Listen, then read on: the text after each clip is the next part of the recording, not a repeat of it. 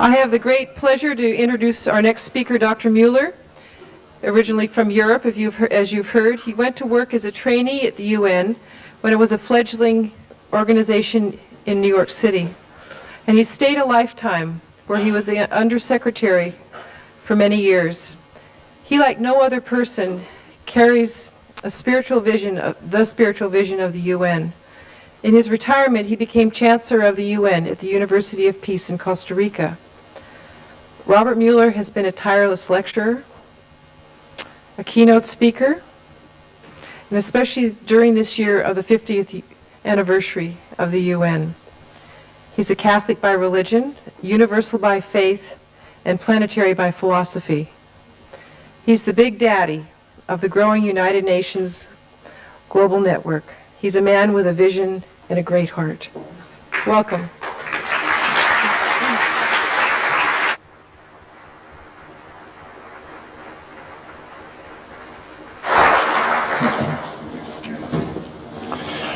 Thank you.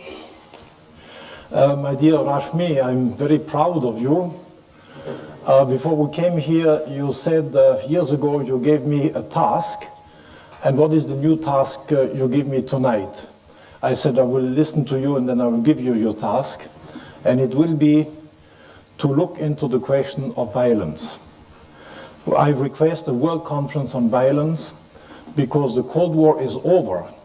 But all the elements you have given in the big cities, in the poor countries, in the fight for water, we are going to have a violent world if we do not look into the causes of this violence and if we do not start immediately to deal with it. And if the Western world discovers that we are going to have a world of violence, where the poor people will be pressing themselves into their borders, we will have world slaughters. If you can do this, then I think the Western world will awaken and begin to understand that something new has to happen. Now, what I will do after having listening to so many interesting ideas is my first visit to Findhorn, but for years I've been in contact with you, also with other communities like Auroville, is to give you perhaps a framework within which your conference and your activities are developing. First of all, in my 40 years in the United Nations, I have seen three very basic changes over a very short period of time. From 1945 to around 1970, the entire United Nations and world preoccupations were geared on humans. Humanism. Try to avoid war. Try to have children survive instead of dying. Get the epidemics out of the poor countries. Give them sanitation. Increase longevity. Decolonize the world. Human rights, the great page of the Human Rights Commission of the UN, the Declaration of Human Rights. Give rights to women, give rights to indigenous people. It was the most incredible period of humanism in the entire history of mankind. I could go on. There were dozens of things, well-being, economic development. All this was a tremendous effort to assert the human race and make it a happy race and just race on this planet. The Charter of the UN does not even mention the Earth, and it never mentions the word nature. Why? Because in our belief, the Earth was limitless. The Earth had all the resources necessary. There was no preoccupation about resources at that time. None whatsoever. And this went on until about 1968, 70, when a country like Sweden began to note that being the most advanced country on earth, something was getting wrong. Now, you had already poets like Rachel Carlson and gardening people and people of nature who began to be worried about what is called the environment. But it was the government of Sweden which took the first measure of having something done about the deterioration of their lakes and the acid rain. The first thing they did was they had a World Conference on the Biosphere in UNESCO, which totally failed. So they came to see me in 1970 at the United Nations when I was the Secretary of the Economic and Social Council, and they said to me, Mr. Muller, something is getting wrong on this planet. We are the first one to see it, we have to warn the world. Can the United Nations do something, because UNESCO was unable to get the message through? So I said, well, it's very simple, because you had a World Conference on the Biosphere, there's not a single head of state on this planet who knows what the biosphere is. So you have to talk something more down to earth. And I said to him, the only thing which United Nations can offer you as a big drum is a World Conference. Okay, he said, we withdraw one conference on the peaceful uses of atomic energy, and we request a World Conference on the environment. No, not on the environment. He said a World Conference. So on what? He said, I don't know. So I had a meeting in my office to find out. I was for pollution, because that was the only word available, known to the public at the time. Others were for the biosphere, and then someone, unfortunately, I do not remember the name, in the meeting, proposed the environment, which in French is meaningless. It's just a neighborhood in a town, and in Spanish you cannot translate it. Well, it was the medium term environment which was adopted. And one can say that from about 1970 and the first World Conference on the Environment in Sweden in 1972, you had a completely new period in human history. You had the continuation of the preoccupations with humanism and taking care of humans, and at the same time you had the preoccupation of what was around us. So during that period, until about 1980, you had humans and you had the environment, what is around us. Now, of course, this was also provoked by the fact that we suddenly discovered in the 60s only that we had a population problem. And you will not believe it, that until 1952, we didn't know how many people lived on this planet. We had to create a population commission. We recruited all the French demographers who were the specialists in demography, an old science which was discovered by Bernoulli in the 17th century. And they came to a first estimate of the world population, which was 2.5 billion people. And then when they studied mortality and fertility, they discovered that the fertility of women never increased, but that the mortality rate collapsed from 34 per thousand to 14 per thousand. In other words, the children survived, and nobody told the women that they do not need 6 to 8 children to have 2 of them left at the end of their lives, and they continue to have more or less the same children. And this then was the great population explosion preoccupation, which then intensified the problem of the environment. And then we had a third period. In about 1980, we began to get floods of warnings from a new profession called climatologists. Before that, you had only meteorologists. Climatologists were studying the whole climate of the planet, and they said to us, something is going wrong with the climate of this planet. Then we had to have the first World Climate Conference, where we learned that if we do not change our course, by the year 2025, the ocean currents will change direction. It was absolutely frightening. The result of this is that since 1980, we have entered a third period. And Rashmi has written a book about it. I didn't know it. Namely, from now on, the Earth is number 1 and humanity is number 2.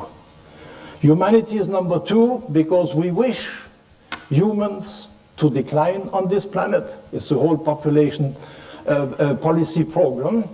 And we begin to ask, which is a new phenomenon, which appeared in Cairo, when a developing country said, well, you want us to reduce our population, why don't you control your own herds? Because for one person living in born in a developing countries, you, Westerners, you consume 30 times more the natural resources which we are consuming. As a result of this, the world population problem is mostly a population problem and a consumption problem of the Western countries.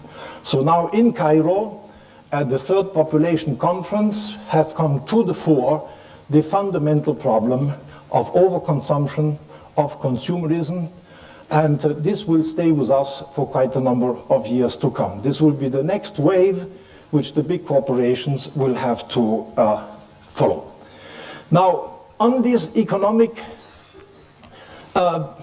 this anti-economic move, which you can see in this meeting, I said to Margaret Kennedy the other day that the economists, as a matter of fact, were not so responsible for it. What happened is that believing that the world was unlimited, we started with a discipline and science called economics, which is oikos, the Greek name for house, home, and nomos, which is the regulation, the management. And we started economics before oikos logos, which was the knowledge of the home. This is the drama which we had in this century. In other words, we began to manipulate the home, thinking that it was endless, before knowing our water, world water system and resources, before knowing our atmosphere, before knowing our population, and so on and so forth. So this is a major historical mistake which has been made, and in my opinion now, what we must request, it is that oikonomos, namely the management of the planet, should be a sub-science of ecology. In other words, it is number two.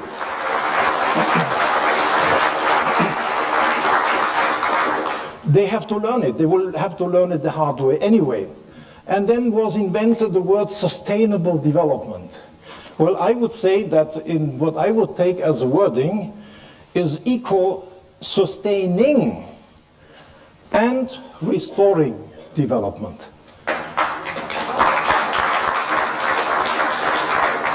Because we have to sustain our home and we have to restore what we have destroyed. There is so much that has been destroyed. I would ask the military to restore all the woods which they destroyed in Vietnam. It is incredible what has been destroyed by the military alone on this planet. And I think a part of the budget of the military should be earmarked for the restoration of the areas they have destroyed on this planet.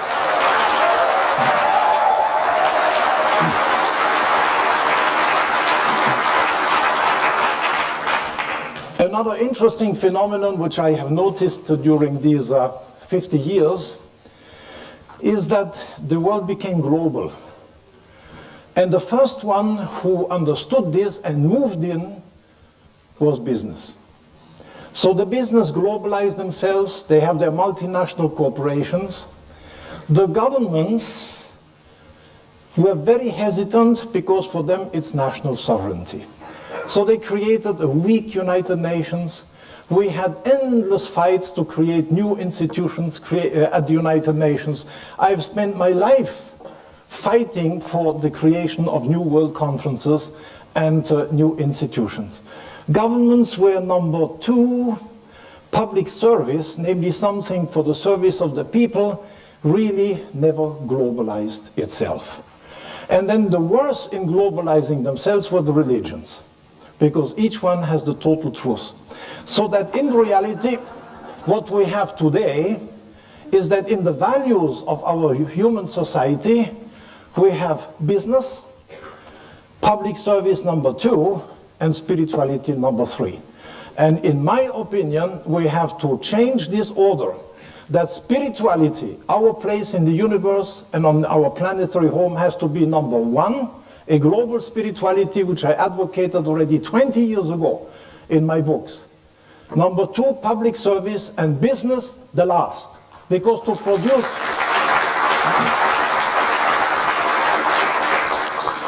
produce shoes and other things, this is not the highest activity of human beings. So this is what the situation is today, and this is why you have at the beginning of a revolution against the business. Now let me next give you some hopeful signs, which are the following, is that the fact that we are going to go into a third millennium and that we're only 5 or 6 years away from the year 2000, has had an incredible effect. At the end of the last century, when we entered the present century, there were only 2 little international organizations, the Universal Postal Union and the International Telegraphic Union, because you had to let the post go across the border and you had to build telegraph poles across the border. There were only 2 things that prepared the 20th century. It was the World Parliament of Religions in Chicago in 1892, and it was the first People's Conference in The Hague in 1899. That was all. Today, a few months ago, with my thought to the year 2000, I put together a framework for the preparation of the year 2000, the 21st century and the third millennium. That is a job which I did usually in the United Nations, just to find out what was going on. And I couldn't believe my eyes. I had to update it already twice. It is incredible how humanity, for the first time in history, is preparing itself for a new century and millennium. It is incredible. I have pages and pages. I give you just a few examples. 1992, the entry into force of the political European Union was the disappearance of the border. A new world order beginning in Europe. The Secretary General's agenda for peace for the 21st century. The agenda which Rashmi showed a moment ago, including the entire environment of this planet for the 21st century, a whole program of action for the total environment from the waters to the oceans, etc., etc.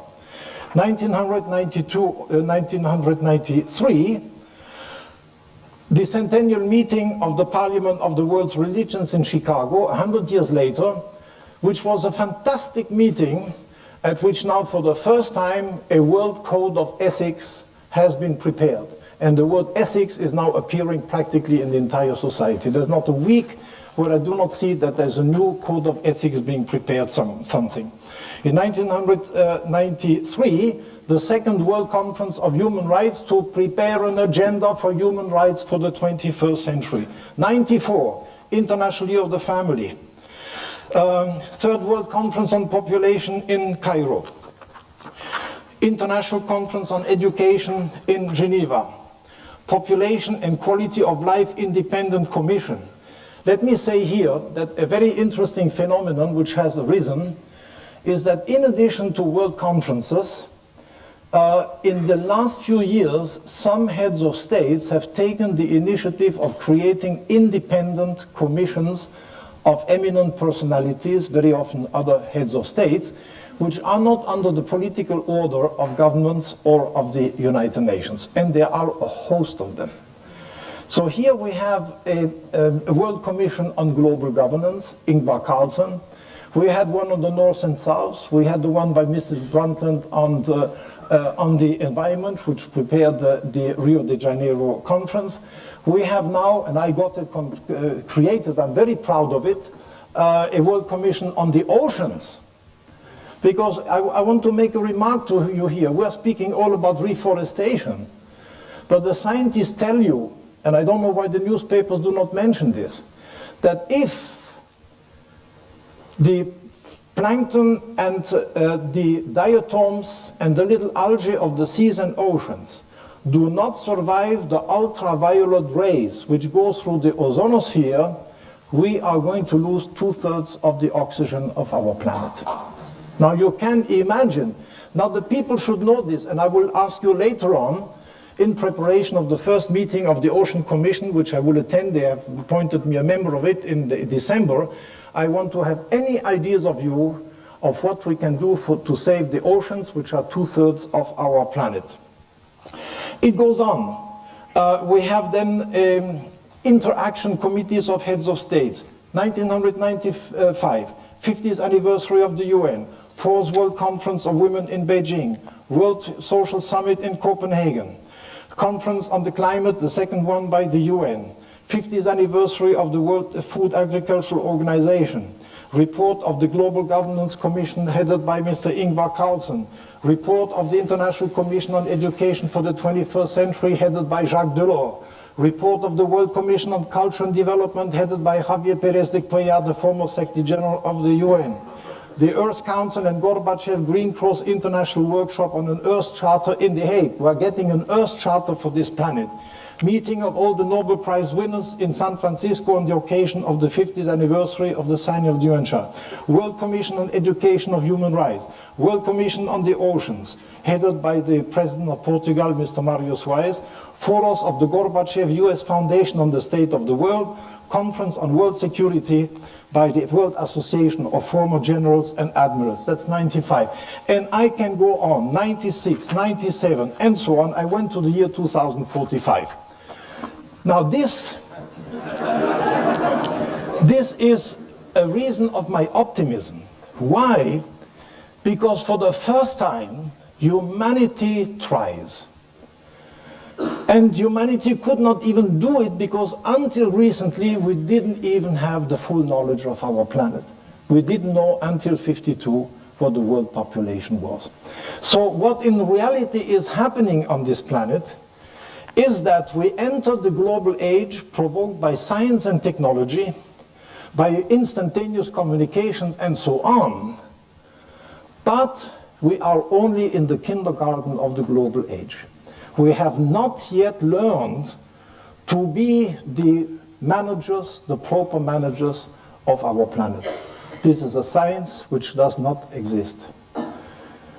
And this now has to take place. And when do we react? Only like children when we have an accident. I have colleagues in the environment said, Mr. Muller, if we could only have a fat accident, because then governments will react. So this requires a completely new education, which I've advocated. It was a World Core curriculum designed on what I have learned in the United Nations, which was the only proper school I've had in my life. The French had one education for France, and then the Germans came and I had to learn it for the Germans. And then I had to learn it for the Americans. And we are all being programmed into nations when we should be programmed into our planetary home, our human family, and the span of time.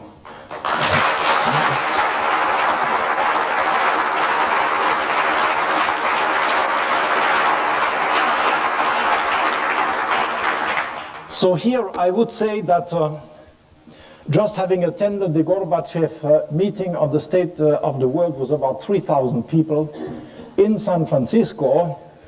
I have again gained a lot of hope. Why? Because they had the courage of getting some of the best world experts, diagnosticians and thinkers, to look into the state of the world and to continue to the year 2000 in order then to have a view of what the human society should be in the next millennium. So they had 7 main segments. I just list them quickly. A new architecture of global security, the global crisis of spirit and search for meaning. Spirituality was one of the highest items on the Gorbachev meeting. Economics in the 21st century, the emerging civic society, namely what you people are doing in your communities, the future of science, the environment, and leadership in the 21st century. And it was a great pleasure for me, because I didn't know it, I've left the UN a few years ago, so I do not know everything that is going on, to have heard our friend from UNESCO bring here a program on planet society. Now this is exactly what Gorbachev, in the State of the World State of the World meeting, proclaimed. He said, I do not want to hear about world government, world federalism, who is going to do what.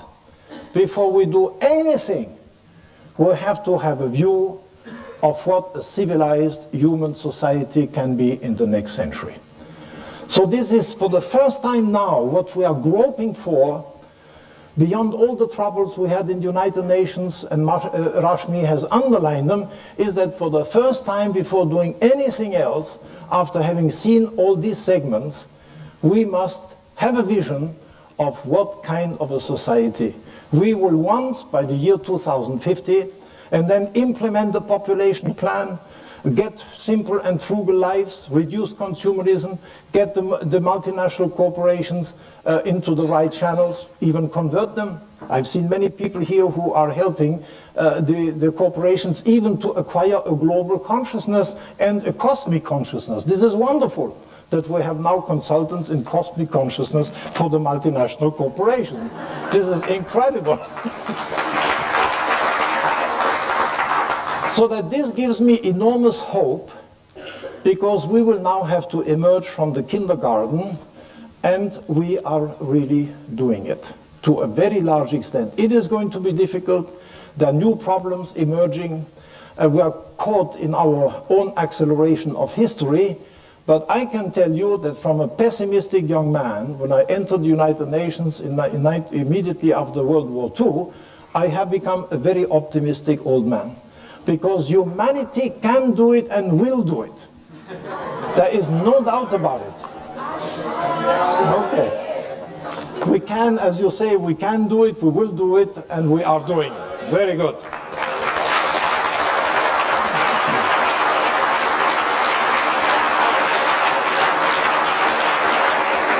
Now let me give you some very specific recommendations and ideas. Number one, Rashmi is absolutely right on Habitat 2. The papers are aimed at a city summit, and the rural areas are completely omitted. Therefore, after having heard Robert Gilman and quite a number of architects, like Margaret Kennedy, you must be very well represented at the Habitat 2 conference in Istanbul, and you must make the same noise there as the women did in Beijing.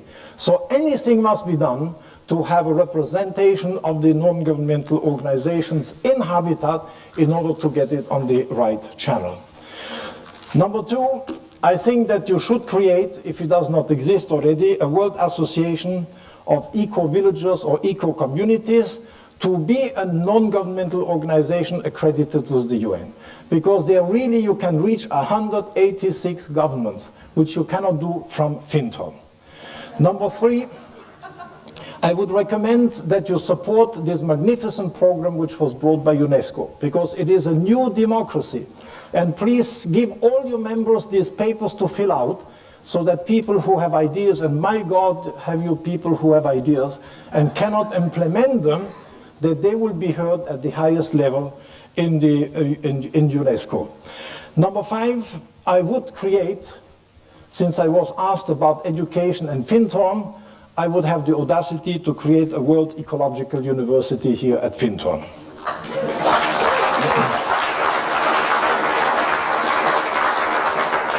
To an astrophysicist like Robert Gilman, who has given us a fantastic presentation of the long-term curves in evolution, I would suggest that he supports my recommendation to UNESCO, to the Director General of UNESCO, to hold a meeting or a conference of long-term evolutionary scientists, because they are now switching from considering humans to be an aberration in evolution to thinking that it is global consciousness that will be saving humanity and will install humanity as the most advanced species on this planet.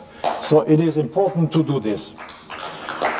My next one is that it is absolutely indispensable to mobilize any groups who are in favor of simple, frugal living. I know the Roadmap Foundation in Seattle for years. They have done wonders, and I think that we need more associations to turn towards frugal and simpler life in the developed countries.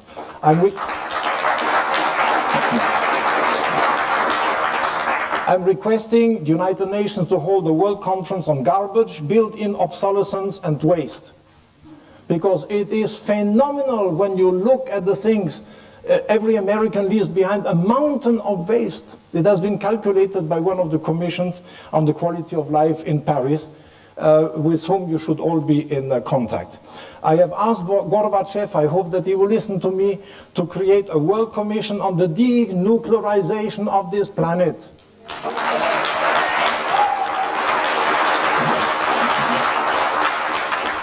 It took billions of years until the original atomic radiations of this planet disappeared and life began to appear. And we, like idiots, We now are turning this into the contrary evolution. And in the United Nations years ago, we have calculated that you do not need any atomic energy, because if you had the hydroelectrical plants which you could do in the Himalayas, in the Andes, we would have sufficient energy for anyone, and then developed, of course, the geothermal, the aeolian, and the other energies. And we can have it transmitted by intercontinental lines. The only trouble is that nations want to have an energy sovereignty and independence. They don't want someone else to cut it, and this is why they're against it, and it is the reason why we have atomic energy. I am requesting a world conference for rural development and the stabilization of the villages. The exodus in Costa Rica, for example, we have a gross population of 2% and 8% to the cities. Nothing is being done for the peasants. So the young people flock into the cities, and this is a subject which should come up in Habitat. I'm also requesting the demilitarization of this planet. I have quite enough. We have done it now in Costa Rica, we have done it now in Panama, and we have done it in Haiti. And our aim is to demilitarize the entire of Central America. Latin America doesn't need any armaments, because under the Organization of American States it is totally protected, and it has worked for Costa Rica since '49, so we can continue. I have a whole plan with Oscar Arias for the demilitarization of this planet, and I think the first thing is that here Findhorn should ask for the closure of the airplane things, which profits here.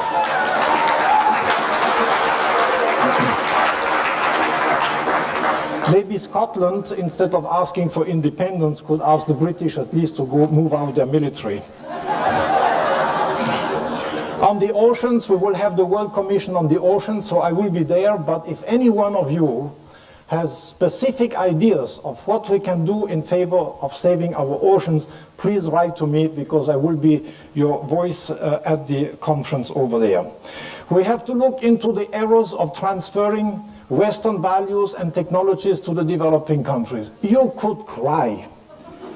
You mentioned Coca-Cola. In Costa Rica, when I arrived there 6 years ago, in every restaurant, you had 6 or 7 or 10 various beautiful natural fruit juices. Today, Coca-Cola has eradicated everything. And when I go to... Very good.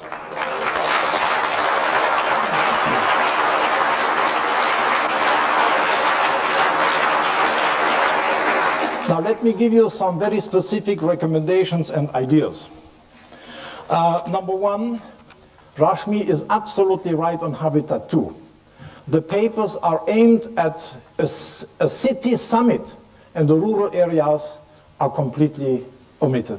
Therefore, after having heard Robert Gilman and quite a number of architects, like Margaret Kennedy, you must be very well represented at the Habitat 2 conference in Istanbul, and you must make the same noise there as the women did in Beijing. So anything must be done to have a representation of the non-governmental organizations in Habitat in order to get it on the right channel. Number two, I think that you should create, if it does not exist already, a World Association of eco-villages or eco-communities to be a non-governmental organization accredited with the UN. Because there really you can reach 186 governments, which you cannot do from Findhorn. Number three, I would recommend that you support this magnificent program which was brought by UNESCO, because it is a new democracy. And please give all your members these papers to fill out, so that people who have ideas, and my God, have you people who have ideas and cannot implement them, that they will be heard at the highest level in UNESCO. Number five, I would create, since I was asked about education and Findhorn, I would have the audacity to create a World Ecological University here at Findhorn.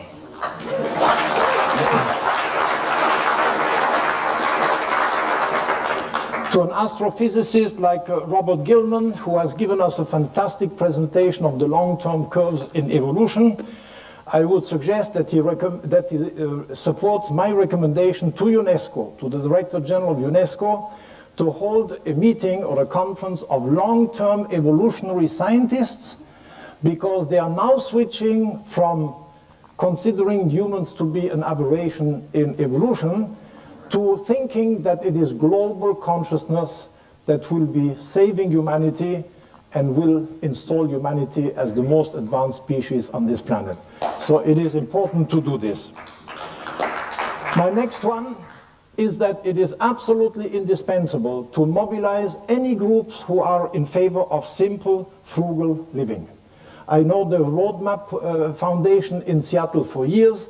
They have done wonders, and I think that we need more associations to turn towards frugal and simpler life in the developed countries.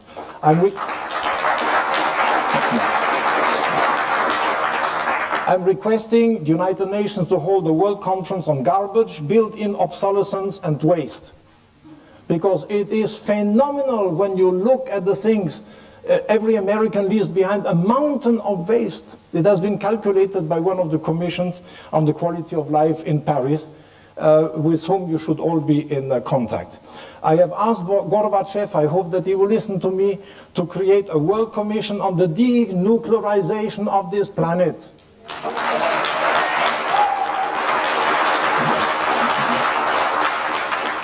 It took billions of years until the original atomic radiations of this planet disappeared and life began to appear. And we, like idiots, we now are turning this into the contrary evolution. And in the United Nations years ago, we have calculated that you do not need any atomic energy, because if you had the hydroelectrical plants which you could do in the Himalayas, in the Andes, we would have sufficient energy for anyone, and then developed, of course, the geothermal, the aeolian, and the other energies. And we can have it transmitted by intercontinental lines. The only trouble is that nations want to have an energy sovereignty and independence. They don't want someone else to cut it, and this is why they're against it, and it is the reason why we have atomic energy. I am requesting a world conference for rural development and the stabilization of the villages. The exodus in Costa Rica, for example, we have a gross population of 2% and 8% to the cities. Nothing is being done for the peasants. So the young people flock into the cities, and this is a subject which should come up in Habitat. I'm also requesting the demilitarization of this planet. I have quite enough. We have done it now in Costa Rica, we have done it now in Panama, and we have done it in Haiti. And our aim is to demilitarize the entire of Central America. Latin America doesn't need any armaments, because under the Organization of American States it is totally protected, and it has worked for Costa Rica since '49, so we can continue. I have a whole plan with Oscar Arias for the demilitarization of this planet, and I think the first thing is that here Findhorn should ask for the closure of the airplane things, which profits here.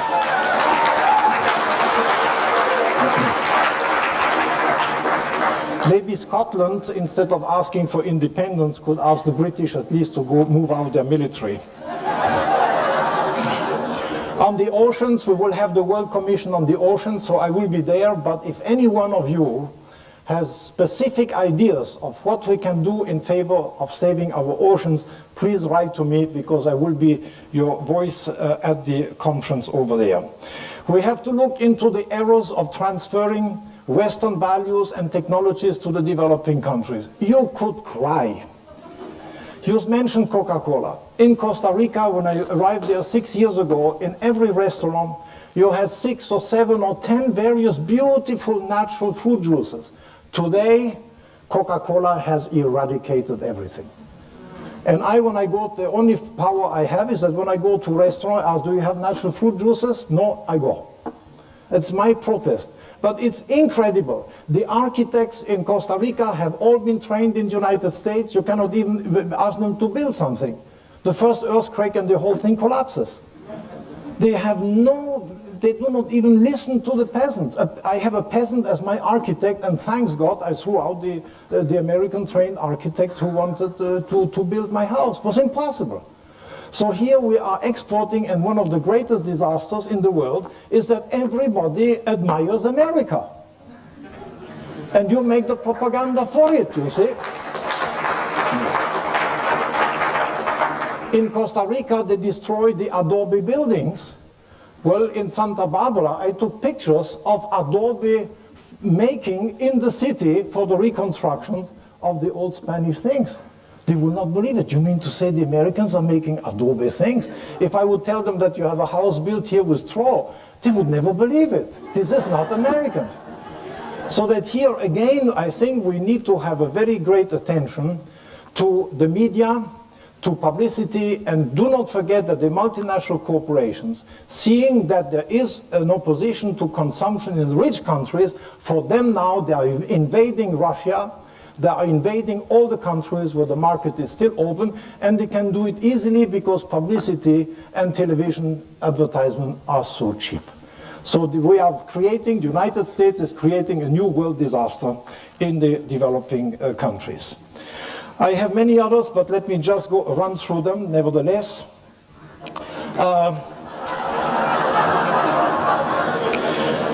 Yes, in the United Nations we have declared many celebrations, and locally, wherever you are, celebrate the World Environment Day. Celebrate these World Days. We need more. Come forth as an NGO with a World Water Day, with a World Tree Day, to have a global consciousness around our nature. Yes, I have also here, since we have Anthony Judge, a wonderful friend of mine who's the Secretary General of the International Union of the Union of International Associations, which publishes the big inventory of all international associations in the world, and also the list of world problems on this planet. A few years ago, being an advisor to them, they sent me a letter, could you have an idea of what we could do in the association? I said, why don't you make a list of the world problems? And they came with 1,400 world problems, which have risen now to 1,700.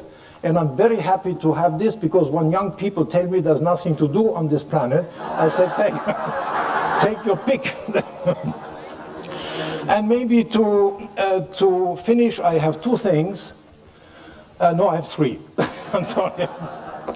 The first one is that when you speak of eco-villages, oikos, the home, the village as a home, I would develop a whole strategy which would go from the eco-self, namely the management of my own person to be an ecological person, to the eco-family, to the eco-school, to the eco-village, to the eco-neighborhood, to the eco-city, to the eco-region, to the eco-nation. I would take the oceans, I would replace NATO by NACOM, the North Atlantic Community of Nations. I would replace Seattle by the Pacific Community of Nations all around, like Walter Hickel does it with 60 governors from Japan and other countries around the Arctic. There are wonderful things which are done by certain people in this world. And finally, to have an eco-Earth. I would even go into the eco-atmosphere. I would get the military out of outer space. I think what are atomic weapons doing in floating around this planet? This is not the right ecology. So we should go from the eco-self to the eco-universe, to the eco-solar system, and we should have a total strategy of having our home cleaned of all the nonsense with which we are filled today. This is absolutely, this would be my strategy.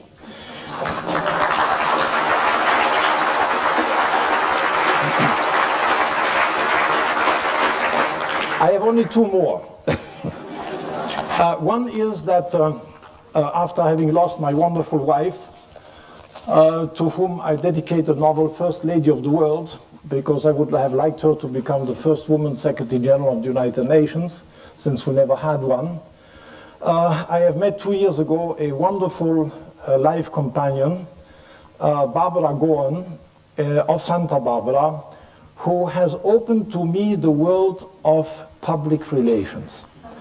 She was a teacher and was never able to get the reforms and her dreams implemented, so she went into public relations, inspired by the inventor of public relations, a man called Bernays, who invented public relations for the good causes of humanity.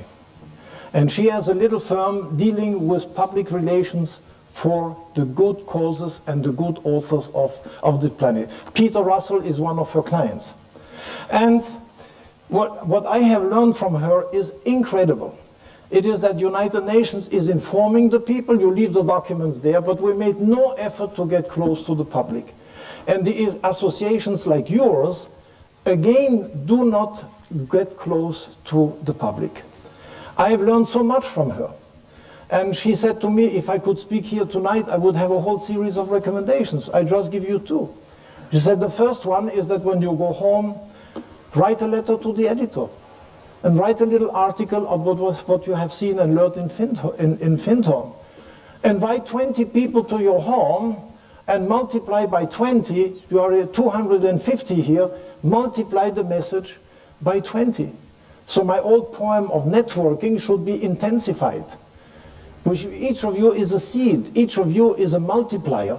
So let us multiply this so that from the bottoms we will change the world at the top. Because as the Chinese say, if the people lead, the leaders will follow.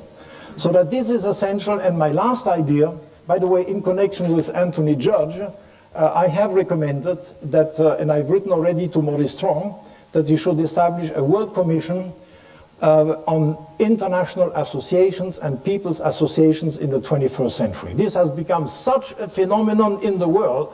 You have, I think, about 20,000 international associations. They're growing in the developing countries. And now in the United Nations, we have 1,300 non-governmental organizations accredited.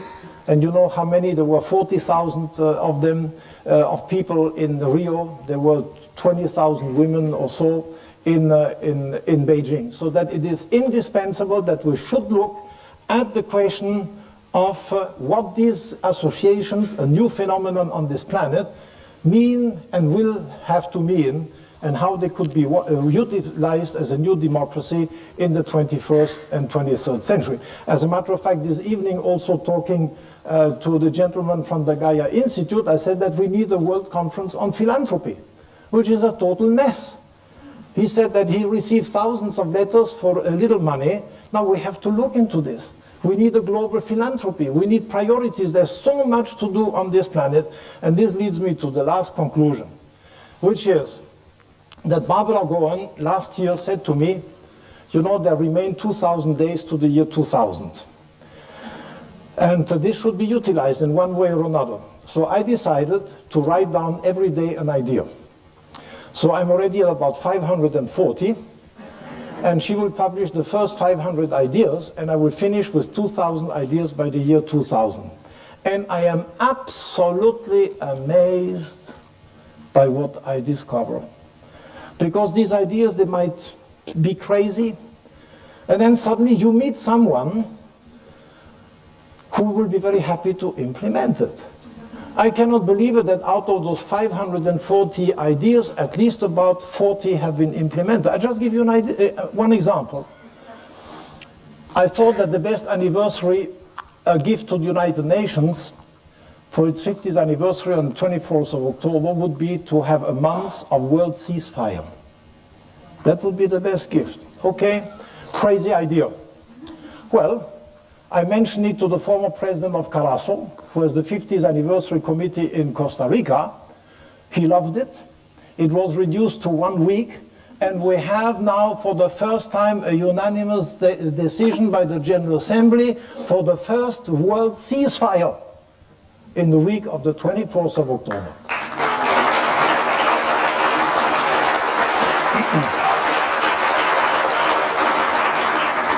So if you have an idea, do not write it down. And I would recommend to you that all of you should begin tomorrow or today a list of daily ideas to the year 2000.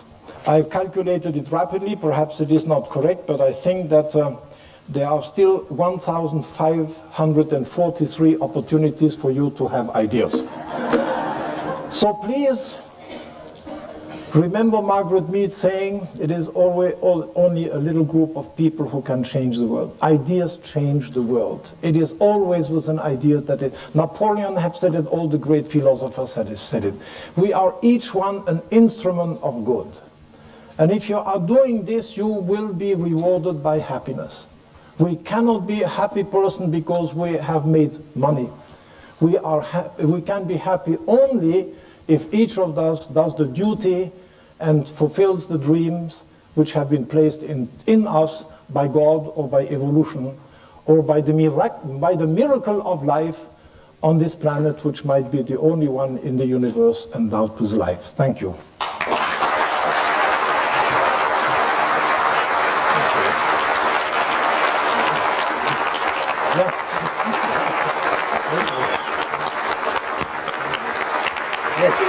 Ah, voilà, je peux vous aider, bien.